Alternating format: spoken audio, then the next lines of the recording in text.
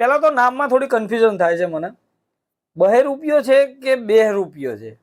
કારણ કે ઇંગ્લિશમાં વાંચતા થોડું બેहरूપિયો એવું વંચાય છે અને ગુજરાતીમાં આપણે બહેરૂપિયો, તો બહુરૂપિયો કહીએ તો પણ ચાલે. એટલે ઘણા બધા મતલબ થાય છે આ નામથી.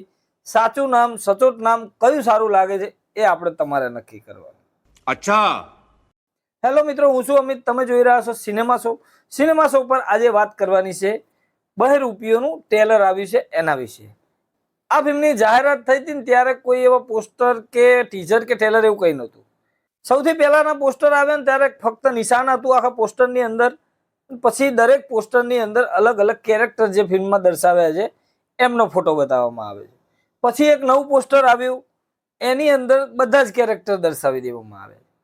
અને એ પોસ્ટર જોઈને આપણને કમ્પ્લીટલી આપણે શ્યોર થઈ જઈએ છીએ કે આ એક મિસ્ટીરિયસ ફિલ્મ છે. ટીઝર આવ્યું એ આપણને ઇમ્પ્રેસિવ લાગ્યું અને ટ્રેલર આવ્યું એ વધારે ઇમ્પ્રેસિવ લાગ્યું. કેમ, આ વિડીયોની અંદર વાત કરીએ. સાથે ચેનલને સબસ્ક્રાઇબ કરવાનું ભૂલતા નહીં, કેમ કે અહીંયા દરેક ગુજરાતી હિન્દી મૂવીના રિવ્યૂ આપણે ગુજરાતીમાં જોવા મળે છે. આ ફિલ્મની સ્ટારકાસ્ટની વાત કરું તો મૌલિક ચૌહાણ, જયેશ મોરે, કિંજલ રાજપ્રિયા આપણને ઘણા સમય પછી આ ફિલ્મની અંદર જોવા મળવાના છે. સાથે બીજા પણ કલાકારો આ ફિલ્મની અંદર આપણને જોવા મળશે. ટ્રેલર કેમ ઇમ્પ્રેસિવ છે? કેમ કે ટ્રેલરની અંદર ઘણા બધા સવાલો આપણને થાય કે એક જર્નલિસ્ટ એના મિત્રો સાથે એક ગામની અંદર આવે છે અને ગામ કંઈક શાપિત હોય છે એવું આપણને ટ્રેલરની અંદર જોવા મળે છે. તો શાપિત ગામની અંદર એક હવેલીની અંદર આ બધા લોકોને ભૂત દેખાય છે. ભૂતની વાર્તાઓ તો આપણે ઘણી બધી જોઈ છે અને હોલિવૂડમાં પણ જોઈ છે. અને આ પ્રકારનો જે કોન્સેપ્ટ રહ્યો ને એ આપણે, મને એવું લાગે છે પર્સનલી કે હમણાં કાજોલની એક માં પિક્ચર આવી હતી એના લગતો કંઈક લાગે છે. છોકરીઓને ઉપાડી જાય છે, 21 છોકરીઓ ગુમ થઈ ગઈ એવી વાત આપણને ટ્રેલરમાં સંભળાય છે. એટલે છોકરીઓ ગાયબ થઈ રહી છે, કેમ થઈ રહી છે એ બધું એક મિસ્ટ્રી છે. સાથે ટ્રેલરની અંદર આગળ આપણને એક નિશાન પણ બતાવવામાં આવશે, હાથની અંદર નિશાન બતાવવામાં આવશે. ઘાટું નિશાન કોનું છે એવો પણ આપણને ડાયલોગ સંભળાય છે. એટલે ઘાટું નિશાન અને આશા નિશાનનો શું ખેલ છે એ બધું એક સવાલ છે. સાથે મૌલિક ચૌહાણના આપણને ડબલ રોલ જેવું લાગે છે. હવે ડબલ રોલ છે કે અરીસામાં જોવે છે એ પણ એક સવાલ છે.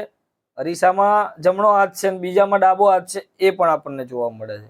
એટલે હકીકત શું છે આ બધા સીનની, એના માટે આપણે થિયેટરમાં પિક્ચર જોવા તો જવું પડશે બસ. કેમ કે ટ્રેલર એટલા સવાલો ઊભા કરે તો આપણને જોવાની ઈચ્છા પણ થાય. આ ટ્રેલરની અંદર લાસ્ટમાં 2 સેકન્ડમાં એવો ધમાકો કરવામાં આવે છે કે આખું ટ્રેલર એક બાજુ અને એ સીન એક બાજુ. શું ગજબનો શોટ લીધો છે. હવે હનુમાનજી આપણને ત્યાં બતાવવામાં આવે છે. હનુમાનજી, બજરંગબલી આ ફિલ્મની અંદર શું કરે છે? હવે ફિલ્મની સ્ટોરી લાઈન આ હનુમાનજી સાથે કઈ રીતે કનેક્ટ કરે છે એ ખાસ જોવાનું છે. સાથે ટ્રેલરની અંદર જે સિનેમેટોગ્રાફી દેખાય છે, જે વિઝ્યુઅલ આપણને જોવા મળે છે એ બધું ટેકનિકલી આપણને સરસ લાગે છે. સાથે ફિલ્મની અંદર જે એક્ટિંગ બતાવી છે દરેક લોકોની, અત્યારે હાલ જયેશ મોરે હોય કે મૌલિક ચૌહાણ હોય, કિંજલ રાજપ્રિયા અહીંયા જર્નલિસ્ટના રોલમાં છે કે એમને બધી ખોજ કરવી હોય છે કે આ બધું શું થઈ રહ્યું છે, કંઈક સત્ય જાણવાની ઈચ્છા હોય છે. હવે એમનો રોલ આ ફિલ્મની અંદર બહુ જ મહત્વપૂર્ણ રહેવાનો છે. એટલે ટેકનિકલી પણ ઇમ્પ્રેસ કરે છે, એક્ટિંગ વાઇઝ પણ ઇમ્પ્રેસ કરે છે. ઓવરઓલ આપણને આખું ટ્રેલર ઇમ્પ્રેસ કરે છે. મને કંઈ ખાસ એવી ખામીઓ લાગી નથી.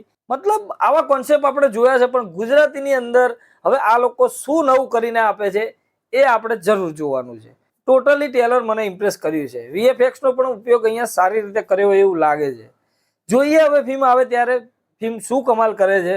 પણ એક પ્રોબ્લેમ પણ અહીંયા રહેવાની છે, કેમ કે ધબકારો 1 મે આવે છે, આ ફિલ્મ આવે છે 24 એપ્રિલે. આ ફિલ્મને ફક્ત ને ફક્ત એક અઠવાડિયું મળવાનું છે એને રમવા માટે. હવે અઠવાડિયાની અંદર પબ્લિકનું કેવું ધ્યાન ખેંચે છે એ ખાસ જોવું રહેશે. તમારું મંતવ્ય શું છે આ ટ્રેલરને લઈને અને આ વિડીયોને લઈને?